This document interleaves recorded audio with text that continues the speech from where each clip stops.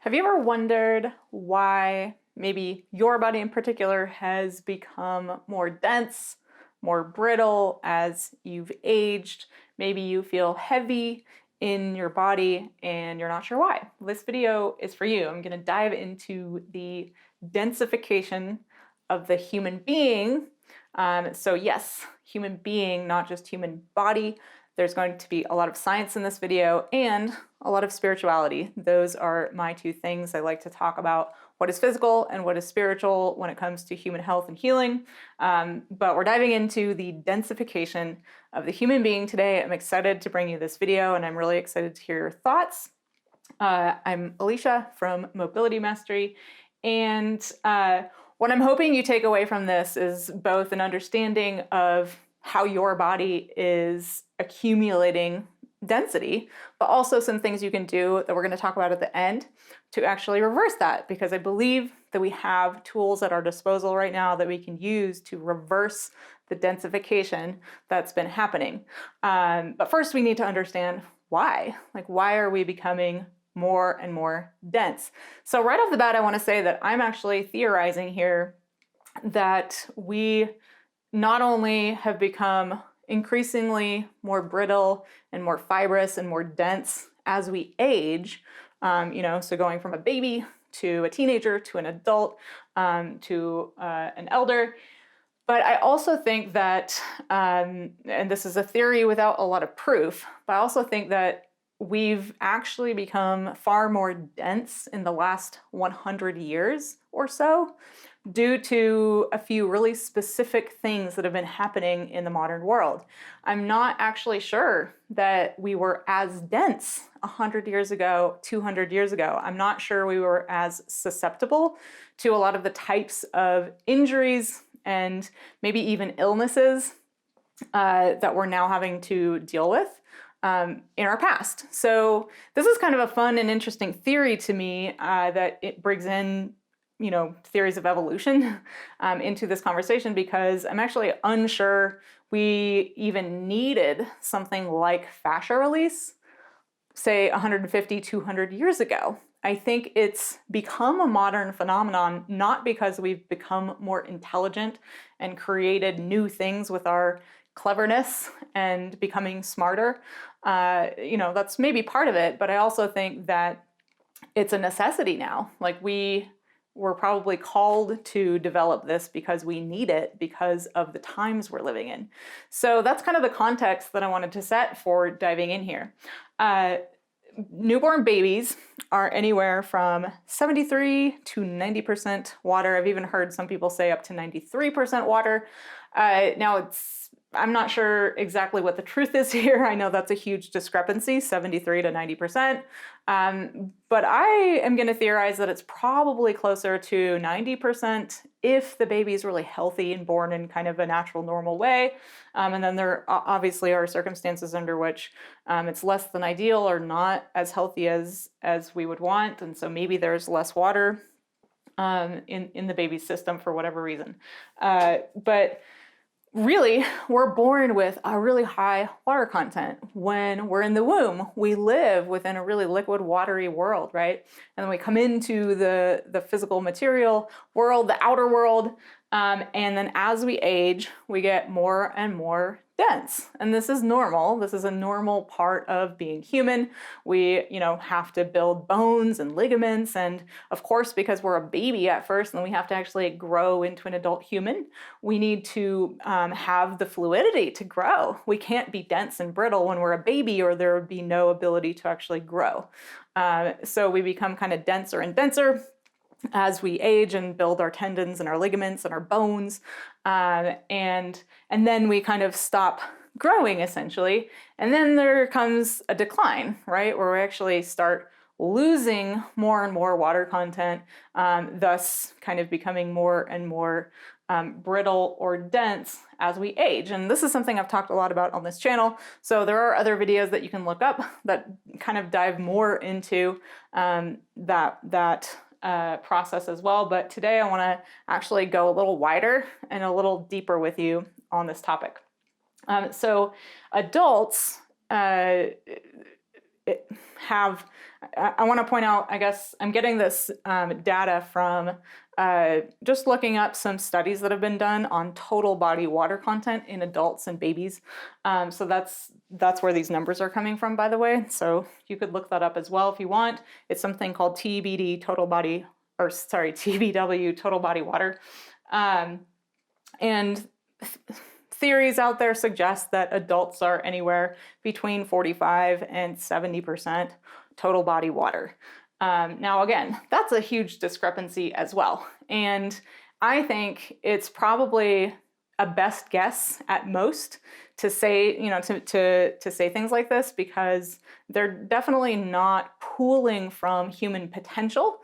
And then meaning like they're not actually getting a large diversity of people in these tests. I'm not guessing, or I'm theorizing just based on reading them. I'm not seeing that a lot of people have entered these tests where maybe they're testing people's total body water content when they're actually trying to optimize it, right? So the guesses are that we're anywhere from 45 to 70% water, but you've probably heard the 70% before. So I'm gonna say that is, as an adult human being, our potential. And very few of us, I think, live at that or close to that potential, just by the nature of being human and living life. So all of the theories that I'm bringing to you in this video are coming from doing a little bit of research on what is being talked about in the world, but then I'm bringing my own experience being in private practice for over 10 years, working with people in pain, doing fascia release. So when I step on people with my method, kinetics, and determine how dense someone's body is, right? Where they have fascial adhesions, where tissue has become brittle and maybe ropey and dense, or knotted up. I get to actually like physically feel how dense they are when we first start working, and then I get to feel that water content coming back into their body over time. And a lot of my clients have been able to totally optimize with me. So I think that some of them were getting close to, if not at, 70% total body water content. But every single client that came to me in pain when I stepped on them had really unhealthy fascia. So I think we all do these days to a degree, some of us worse than others, whether we're in pain or not. So you can certainly have a really dense, fibrous body that's lacking total body water content and not be in pain. I think that's entirely possible. And then you could be close to 70% and be in pain. It doesn't really have to do with pain per se, because pain is a lot more complex, as I've talked about on this channel, has more to do with that danger signal from your nervous system. So that's not really the point of talking about this isn't pain per se, but it may have something to do with it. In kind of a perfect storm of both what causes us to become ill or in pain, as well as what causes us to become healthy. So I would theorize that most of us adults hover around 45 to 50% total body water, which is pretty low. And I'm saying that based on my experience in private practice, stepping on so many people, thousands, since 2008. So where does this total body water live in your body? I want to talk about that first so we can really try to understand where it lives in our body, how it functions, and then why we're becoming dense in the modern world and as we age. So total body water exists primarily in two places in your body, extracellularly, or in the ECM, or extracellular matrix. So the ECM is something you can learn about through other videos that I have put out here, as well as you could, Google it and see what other people have to say about the extracellular matrix, or ECM for short. But the extracellular matrix is part of the fascial system, and it actually houses the water that our cells need to pull into themselves. So I'm going to talk about the intracellular environment in just a second. But the extracellular matrix not only houses the water that our cells need, but also the nutrients that our body needs to repair at the cellular level. Many other things swim through this extracellular matrix, including toxins that are excreted from cells. They're actually excreted into the ECM and then ushered out of the body. So that extracellular environment is really important for maintaining clean water, a clean water system in your body, a clean fresh water system, right? So imagine for a moment, it's kind of a gross analogy, but it works. Imagine for a moment that you had to poop into a toilet that had no water to flush. It had to somehow like find its way through the piping without any water. That'd be pretty gross after a while, right? It would build up, it would stick to the sides, it would, probably get to the point where you could no longer even use your toilet. So that ECM really needs to have a high water content for your body to be able to flush out toxins, as well as provide healthy, clean water for your cells to take into themselves to drink. So moving on to the intracellular environment, it's our cells that really need water to function. Every cell in the body needs water to function, and those cells pull water from the extracellular matrix into them. So they pull water from there into the cell, and then that also carries our total body water content. So it's partly responsible for that total percentage of water that our body has at any given time. And one thing I want to point out right here, and that we're going to come back to it later, is that it's really important actually for the water inside the cells to have a certain electrical charge to function properly. Now, this is not some woo-woo spiritual thing I'm talking about right now. It's actually physiology. It's science. But I'm going to bring in a little bit more of a spiritual twist on this in a little bit, because I think this one particular piece of knowledge is really important when we're talking about why we've become so dense. So those are the two places that water exists in your body to make up your total body water content. So why have we become so dense? That would be the question, right? If we can figure out why we've become so dense, then we can reverse it. So I want to just state right off the bat that this is my theory. These are my theories. This is based on all the personal experience I've had working with people in pain, working with my own body, learning about the world we live in, and human history and evolution and all of that. I'm fascinated by all of that, and I bring all of that to my theories. So number one, I'm going to propose, I think there are three primary reasons we've become dense. And there are certainly other secondary critical theories as well that might be totally relevant, but I'm just bringing in three to simplify this video for us today. So number one, I think a reason we've become so dense is, and this is a modern phenomenon,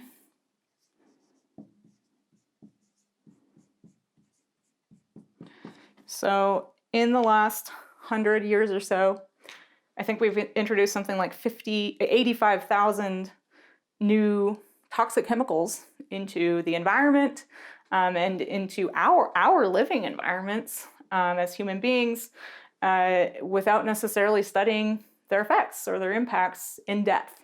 Some of these toxic chemicals have been studied and have been linked to health impacts and cancer and all kinds of other things, right? But chemical toxicity has a huge effect on our water system in the body. So if you think about for a moment that another theory that I've brought to the conversation here at Mobility Mastery is that our bodies are a reflection of the world, and our bodies have water in them, right? And our water is going to reflect the quality of the water in the world. And so if we are dumping toxins everywhere and filling our homes with toxicity, and we're just consuming toxins all the time, or breathing them in even, right? It's not just consuming them. We might put them on our skin. We might eat them in food. We might breathe in toxic air. And all of these chemicals come into the body and flood that water content with toxicity that needs to get dealt with somehow. And so the body tries really hard to deal with it, but it's kind of like, I think the question is, can the body, how fast can the body flush it out compared to the new coming in, right? And so because we live in the world we live in, with glyphosate literally being sprayed on most lawns and most public parks and at schools. And I mean, I see them doing it all over my town. In my condo complex here, there are little signs that say, warning, pesticides have just been sprayed. Don't let your kids or your dogs play around here. It's kind of crazy. Like, there are just so many chemicals everywhere we go. We kind of can't get away from them, but we're taking them into our body. Our body has to deal with it. And if we don't have enough water to begin with to deal with the toxicity, maybe due to other reasons we've become dense inside or dehydrated, then it's going to be really hard for the body to keep up with detoxing us from chemical toxicity.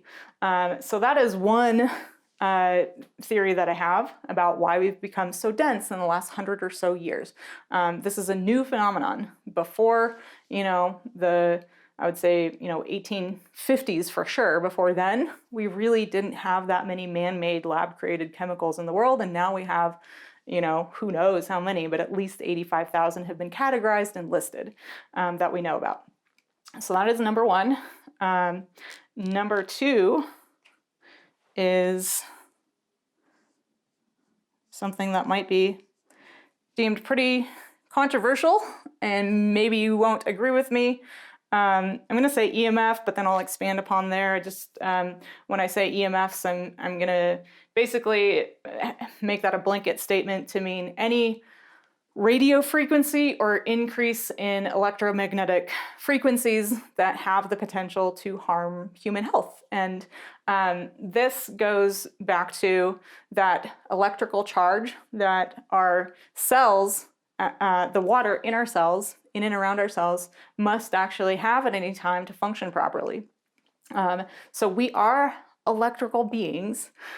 We have an electrical charge, and we are impacted very much by electromagnetic frequencies, positive or negative, right?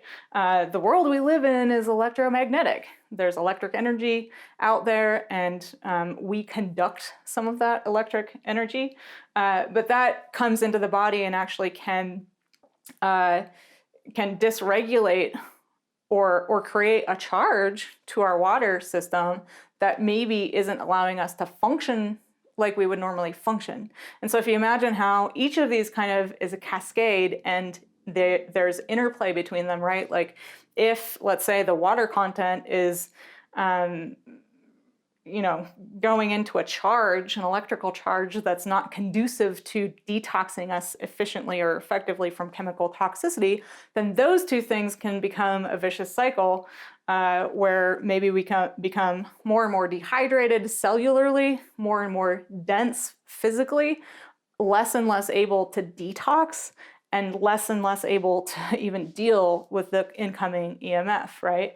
Now, I want to point out here that I plan on doing another in-depth video on the effects of EMF and how it has to do with fascial release, because it's a kind of a recent theory of mine, but unfortunately, I'm kind of coming to see that the healthier your body, meaning the more you do, say, maybe even fascial release, the more total body water content you have, which we're going to get into when I talk about solutions, then actually the more likely it is you're going to feel the effects of EMF, but not necessarily have to take on the density, right? So actually, density might be a physical adaptation that the human body is creating to deal with EMFs, because the more water content you are, the more likely you are to be impacted by something like radio frequencies or electromagnetic frequencies or fields.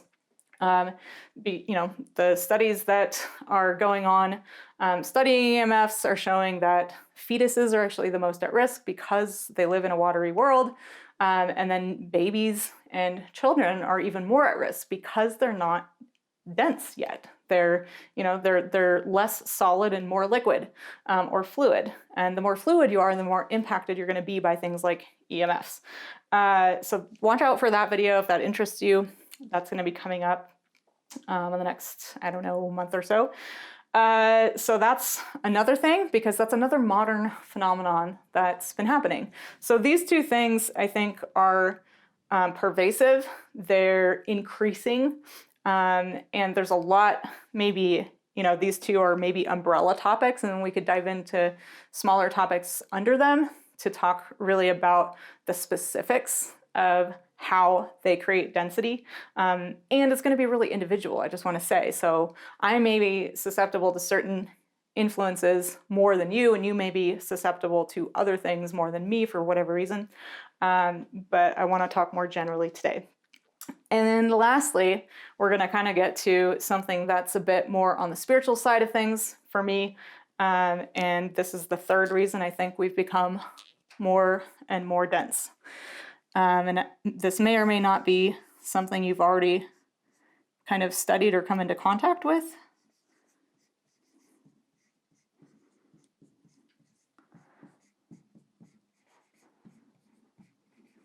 And this is a broad subject. Hopefully I spelled that right. But materialistic thinking. So in the last 150 years, human beings have become increasingly more materialistic in our thinking. We've, discovered the atom, and we've dissected and divided the human body and nature into its tiniest parts, right? And we like to treat the environment as purely physical, material reality instead of being a spiritual reality intermingled with the physical. We like to think about the human body as a purely physical machine, and we kind of treat it as that. And in this sense, I'm going to say that where I think this affects us and how it causes us to be more dense is we become what we think. We become what we think on many levels. So if you are thinking about your body in really material ways without acknowledging what is spiritual about it or what is energetic about it, then you're probably likely to be more physically dense. You become what you think. We become what we think. But in a really broader sense, I'm going to say that I think our materialistic thinking in all of its manifestations, including materialistic capitalism. Now, I want to say real quick that I'm a capitalist at heart, actually, but I think how we've gone about producing in the world and creating and this consumer society is an unhealthy version of capitalism. So, we create things and en masse, right? And then we think, we should discard them and put them in a landfill because we want the latest and newest version. And there are so many ways, right, that we're just producing and producing and producing material and consuming without actually giving back to the earth, without actually taking care of the mess we're making. We're polluting and poisoning this planet, all in the name of materialism and creating more to consume. And, that's a whole other conversation that we could get into as far as greed and power and who's in charge and global warming and all those things. But right now I really just want to focus on this concept of materialistic thinking. So if you approach your body as a purely physical thing and you attempt to fix it by purely physical means, then in my opinion, it's likely you're going to be more physically dense. And this also goes back to that electrical charge. So this is not my area of expertise. Electromagnetics, quantum physics, stuff like that is not my expertise. It's something I'm fascinated by, so I just want to state that right off the bat. But the thoughts you think create an energy field within you. And I think that this has an effect on the electrical charge of your cells and maybe even the extracellular environment, but all of the water content basically in your body. So these are the three primary reasons I believe we've become more and more dense. And it kind of makes me, this might sound really corny, but it kind of makes me think like maybe there's something to the fact that the more physically dense we are, the more dense we are in our thinking, right? Like maybe actually there's something to the saying, don't be so dense. But maybe that person you're calling dense is physically dense and it's causing them actually to think in a certain way. So this is the cyclical nature of all these things. If you are more physically dense, it's going to have an impact on the nerve impulses in your body being able to travel freely. So you're actually going to have less ability to think freely, to feel freely, and to observe what you think and feel in freedom of consciousness, because you're kind of going to be trapped in that material, in your material body, and those other impulses aren't free to do what they would otherwise. So the more you can free your body to have a high water content to support, free and efficient nerve impulses and communications between your body and your consciousness or your brain, the more likely it is you're going to free up your thinking and perhaps not be as susceptible to materialistic thinking, and maybe your mind is more open. Or maybe for whatever reason you were born into a family or an environment or a quest in your heart that led you to be less materialistic in your thinking to begin with, and that produced an energetic environment here that for whatever reason didn't impact your physical body to the extent of creating more density in it as you age. Now, of course, you're going to have some, because we all have some density as we age due to physical laws as well, of just dehydration and encountering toxicity. So these things affect one another in very cyclical ways.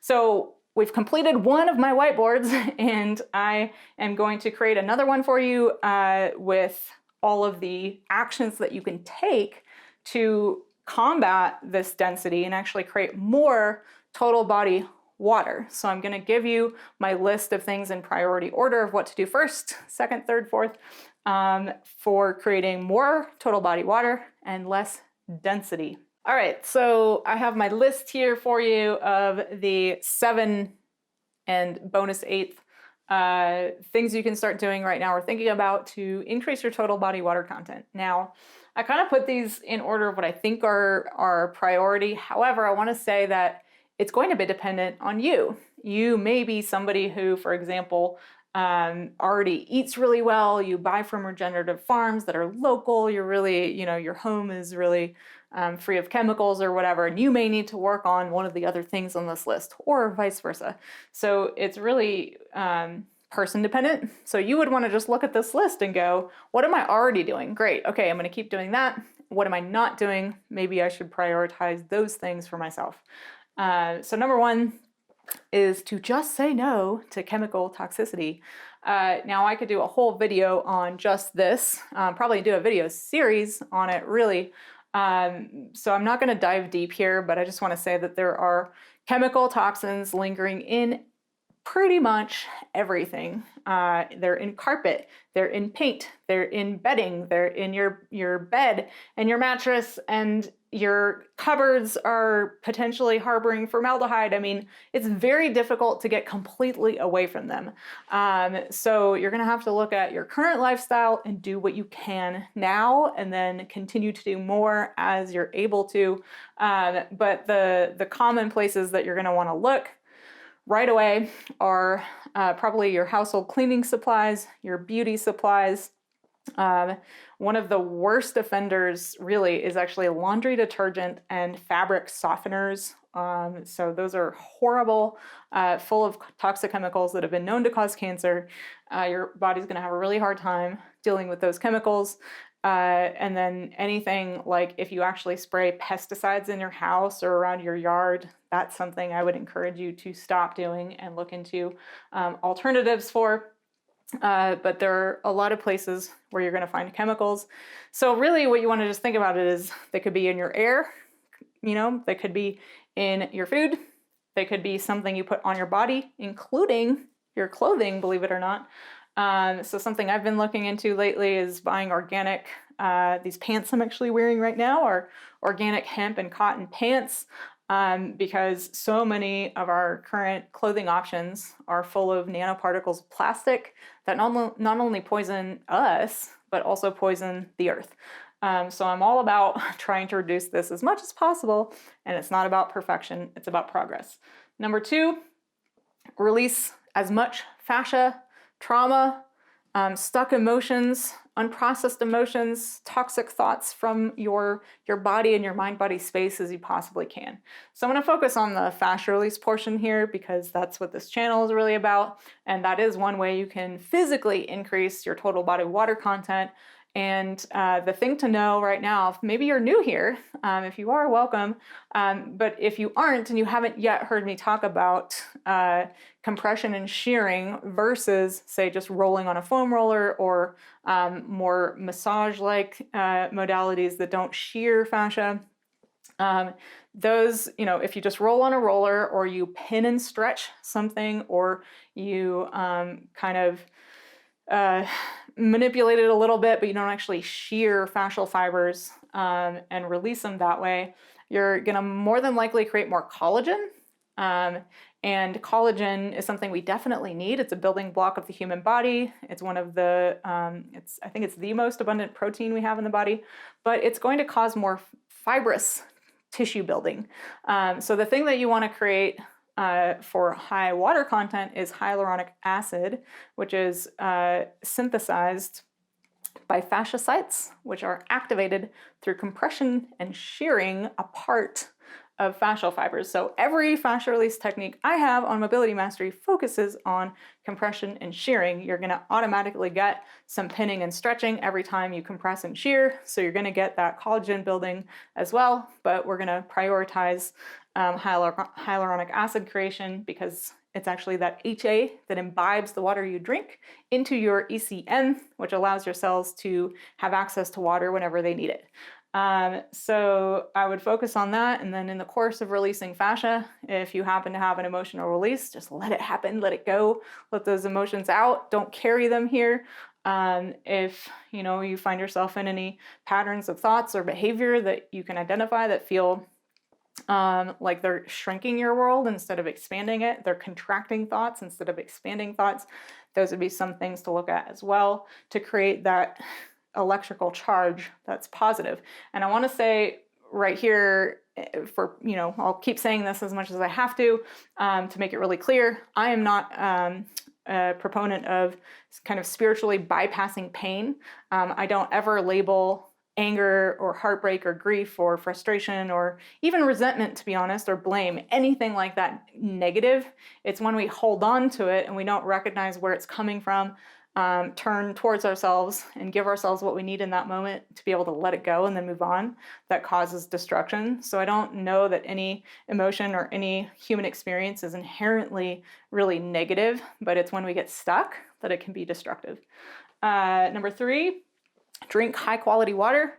So this is something I've talked a lot about on the channel as well. We'll link to in the description below this video, the 2 videos that I did on specifically water, including the filter that Stefan and I use in our home. But you want to get spring water whenever possible, if possible, and it's not always possible. You can go to findaspring.com to find out if there's a spring near you, because spring water would be the highest quality water you can get if it's a good source, where it has nature's electrical charge in it that is very positive, very beneficial, very healthy.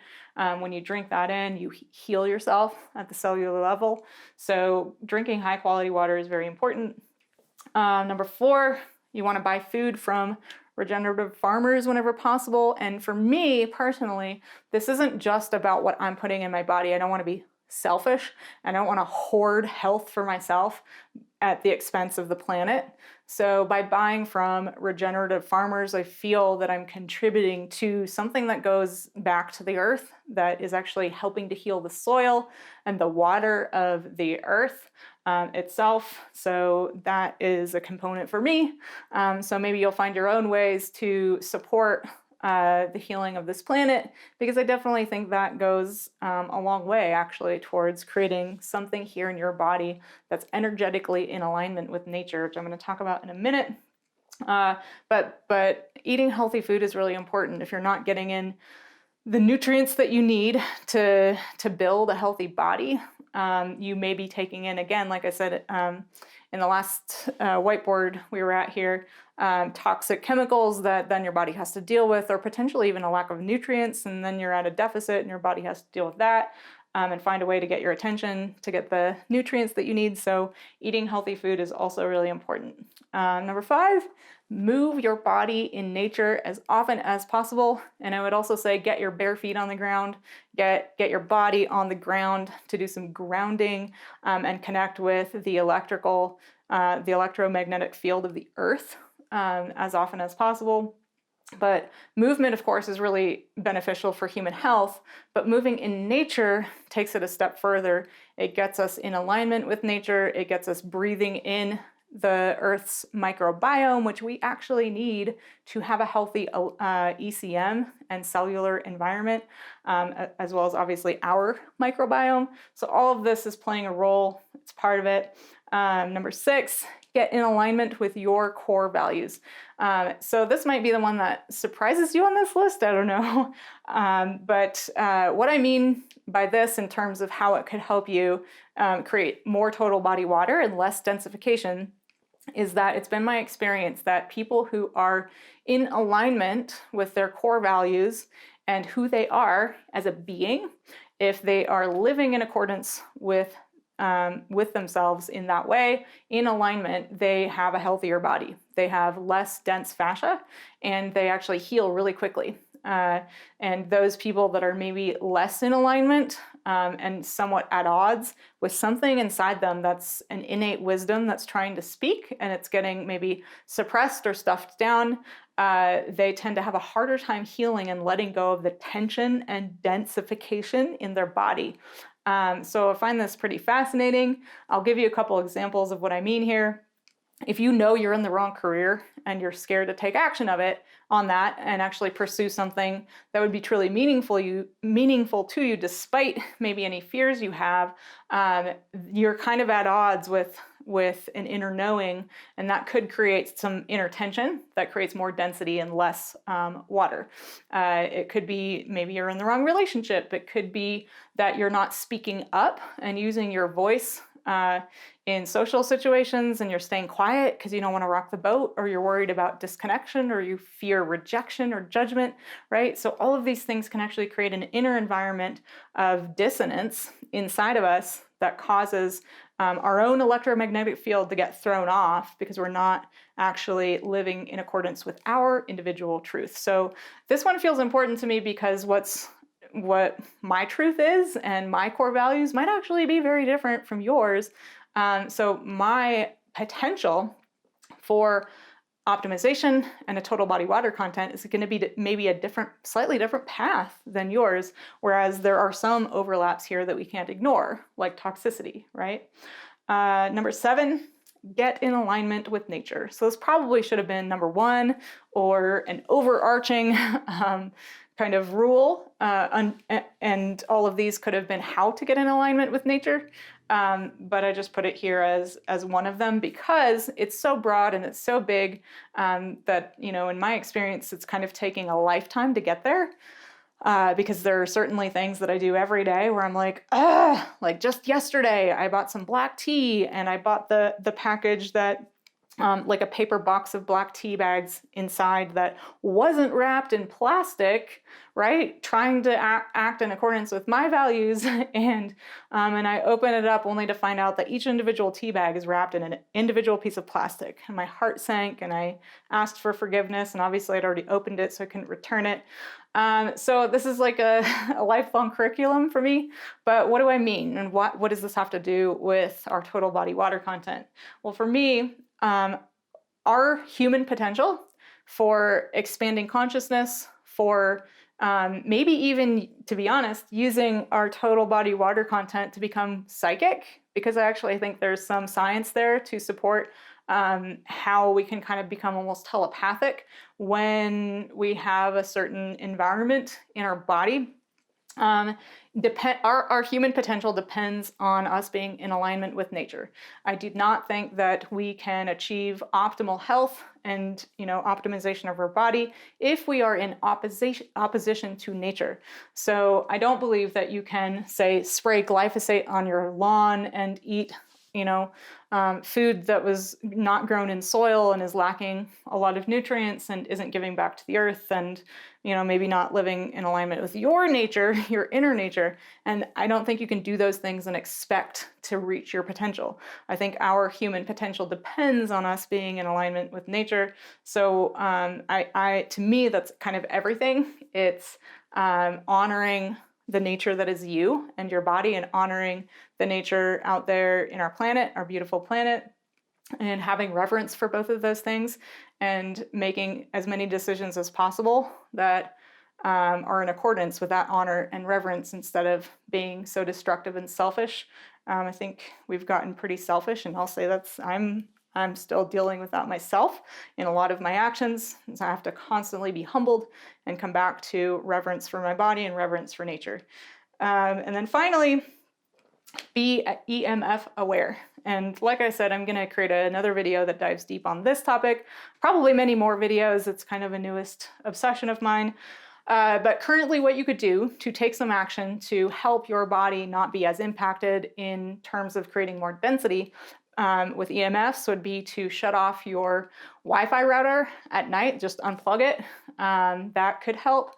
You could look into some of the other EMF protection things that are out there, and I'm not going to really go into those on this video because I don't have enough research for you.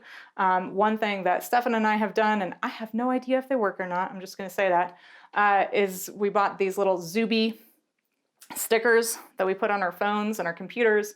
It's X-U-B-I, Zuby. So that could be something that may or may not be helpful. The cost kind of was like, if it helps, great. If it doesn't, can't really hurt anything, right?